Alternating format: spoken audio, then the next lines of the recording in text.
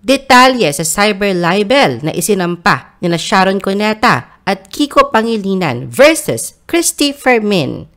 Nahaharap sa karagdagang mga reklamo si veteran showbiz columnist at online host Christy Fermin matapos siyang kasuhan na mag-asawang Sharon Cuneta at Francis Kiko Pangilinan ng reklamong cyber libel.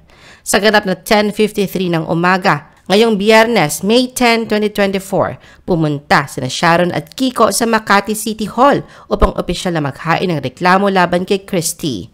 Kasama ang kanilang legal counsel mula sa Británico Sarmiento and Ringler Law Firm, diretsyong pumunta sina Sharon at Kiko sa opisina ni Prosecutor Dindo G. Venturanza ng Makati Prosecutor's Office. Pagdating sa nasabing opisina, dito ay nilagdaan at pinanumpaan nila ang kanilang salaysay kaugnay sa inihaing reklamo laban kay Christy.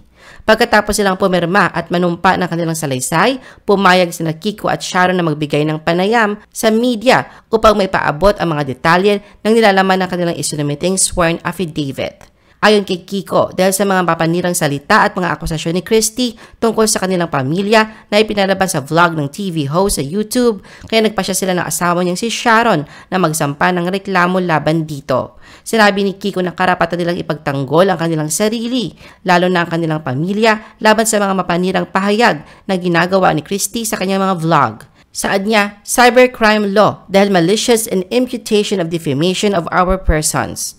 Dagdag pa ni Kiko na kahit sila ay pampublikong personalidad, mayroon naman din silang mga karapatan. Binansagan pa ni Kiko bilang criminal behavior ang pagpapakalat ng mga mapanirang impormasyon na walang sapat na batayan kung ito ay totoo. Dagdag na pahayag rin ng dating senador na maraming nga raw ang nagsasabi na kapag public figure nga raw ay dapat tiisin ang mga kasinungalingan at paninira. Pero hindi raw yun ang kaso dahil mayroon naman din daw silang pribadong mga karapatan, lalo na kapag ang usapin ay hindi naman pang public interest o ang ibig sabihin ay personal issue or family matters and concerns. Kaya't yun ang dahilan kung bakit sila nagdesisyong nagpa-file ng kaso. Pagpapatuloy pa ni Kiko na alam naman daw ng lahat ang sistema sa social media ngayon na paramihan ng views, subscribers, shares at kung ano-ano pa. Pero para sa kanya, hindi ito makatwiran. Kaya umaksyon na sila para ito ay matigil na. Naniniwala rin daw sila na ang criminal behavior ay hindi dapat pahintulutan sa simula pa lang.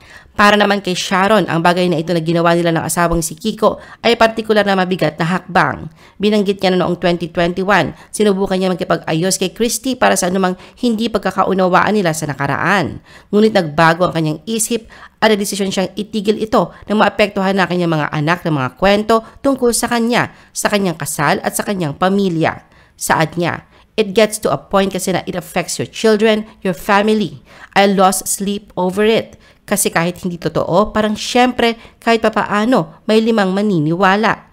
Sa abot na kanyang maalala, sa mahigit 40 years sa kanyang showbiz career, 2 beses lamang siyang nagsampa ng lawsuits laban sa isang tao.